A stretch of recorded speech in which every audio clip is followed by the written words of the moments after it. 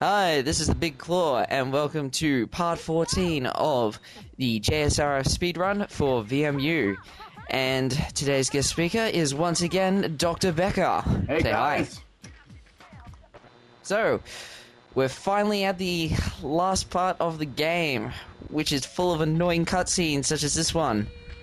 God, I really hate these cutscenes. I really do. Really? I mean, like, I don't mind. Like, I don't mind like the DJ Professor K interludes, but I just hate these. Gouji just goes on about crap. I like this cutscene. I mean, I'm sure. I mean, I can see how you would hate it as a speedrunner, but I don't mind any of the cutscenes. Fair enough. So this video, as the title suggests, is the 0 beat battle as well as the final battle with Gouji as he morphs into Akumu or whatever it is.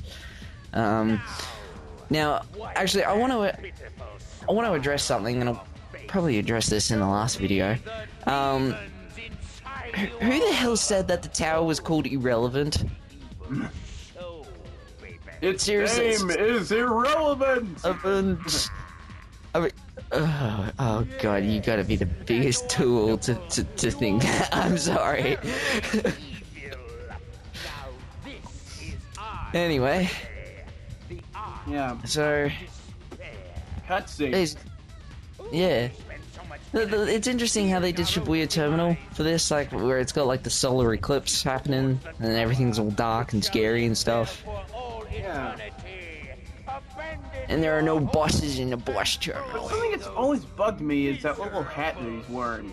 That's like the same hat that the Doom Riders were wearing when they got brainwashed. Yeah. I've always wondered that as well. Why is Gouji wearing a mind control hat? Who's controlling him? Is he controlling other people? Or is he making them run around or some shit? Yeah, I don't know. Maybe he just thought it looked cool. Maybe. Because he's a crazy cracker like that, and he thinks that tower is beautiful, and it's got like tentacles on it, and it wants to rape people.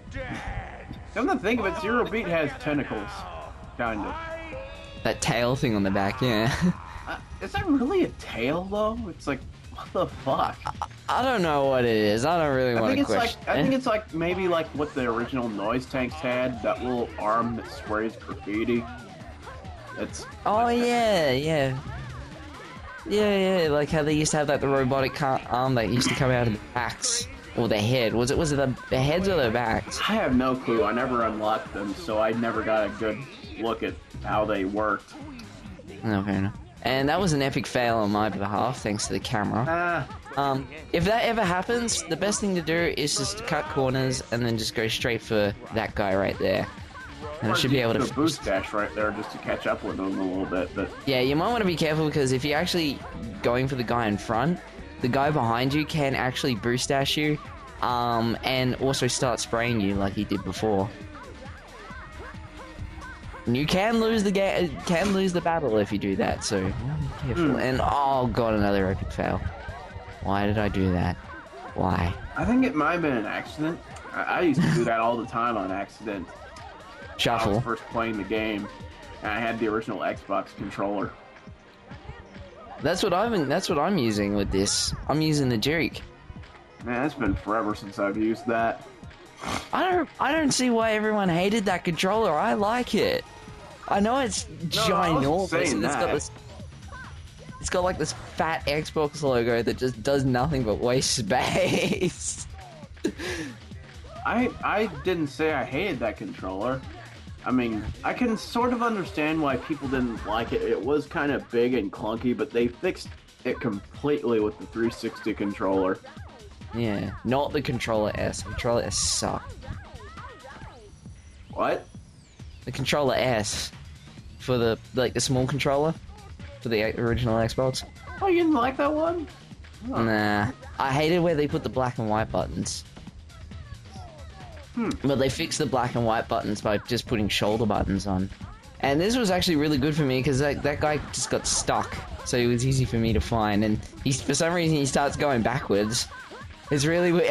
Oh, that's right. He goes backwards to go on the rail. which is really odd. So, just a little bit more. I know this was a major screw up, this battle. This did not go as well as I had planned. I do actually have a plan for these guys, but it usually ends up hitting the fan, so I have to just improv. Ah. So... Yeah. Oh, yep, go on. Then you have this really long drug out thing that I gotta admit I don't like either, because it continues even after he's done talking, because the little subtitles do not speed the fuck up. Yeah. And yeah, I mean, when I first did this, I was like, what's going on? Why is that still there if he's talking like that? Yeah. Finally, eventually, the game says, oh hey, I'm still here, I'm going to suck you into that thing. Yeah, pretty much. I think they just forgot to put the raise speed up on the text in that for that one part, because it was like near the end of the game, and they're just like, fuck it, we gotta release this. Yeah, they left a lot of bugs in this game. Oh well. It's still a good game. So yeah, always before you go into Gouji's tower, always make sure you have 30 cans and full health, because it does help. Now, from the best of my knowledge, you have to make at least like a minimum of 2 trips up the tower in order to defeat him, because you have to boost dash him twice, and he takes about 20 to 30 cans to take down afterwards. So all up, that's like, you know, like about 40 to 50 cans for him to be defeated. So you have to make 2 trips regardless of what character you use. Like, I know a person that's another person who was going for a segmented run on this. He used clutch because he has more cans, but I don't really know how that benefited. Now, some people criticize that part, saying that I made a jump cut. That is not the case. That was actually a camera change. Ah. Yeah, it's a bit confusing, but it's not a jump cut. Nothing in this has been edited. So yeah, I use this. Those black guys can really take up your time, because you cannot defeat them. They just keep coming at you. Yeah. You're really annoying. They can be very annoying. Also, the path that I took up to get to the top of the tower, that is, from what I know, the fastest way to get up. There's 3 ways to get up, and that's the only one that doesn't force you to go through like a whole bunch of those spiral rail things. Ah. Well, are you sure you can't just knock him off? No, because there's like an invisible wall for him, so he can't fall down. Yeah. Besides, I find it, for most cases, I found it easier just to, spray people than knocking them off. Like Hayashi in Chuo Street, I find it faster just to spray him. Because then you're not waiting for him to die. Yeah. Yeah. But... Go on. I'm sorry. No, go on. I've noticed that some people complain how that level makes them feel nauseated or nauseous and stuff. Well, I never really understood that. I can't blame him, because I remember when, well, it wasn't me that was playing, it was actually my sister. She actually beat the game before me. She was the reason why I actually got into JSRF in the first place.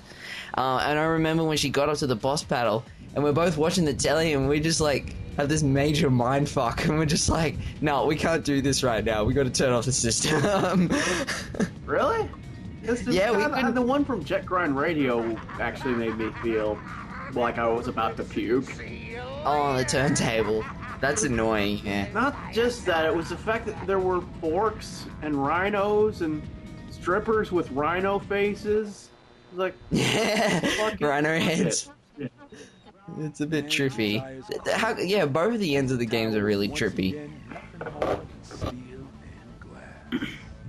Like they just like go all out. It's like it ends up like fully serious and like semi-realistic, you know, with like police and getting assassins and things like that. And then they just go all out and just like bring all this supernatural shit, like summoning demons and turning into androids and things like that. Oh, by the way, exclamation discovered this. If you look closely to the two police officers right in front of Gouji, they're like holding hands. His existence is more than a symbol of the guilt that people feel for all the desire. Perhaps Tokyo has shown that it is one giant radio brother. Once again, thanks to exclamation for discovering that. Very funny. So that's pretty much the end of the game. After this, well, I think this video ends just as soon as the cutscene ends and like the credits begin. So yeah, there's the end of the game, pretty much, except for the chat. Yeah. Congratulations if you're playing along with this. If you beat Gouji and stuff. So yeah, that's pretty much it for the speed run. I hope you enjoyed it, and I'll see you next time in the credits. Have a good one. Turn on that radio or something.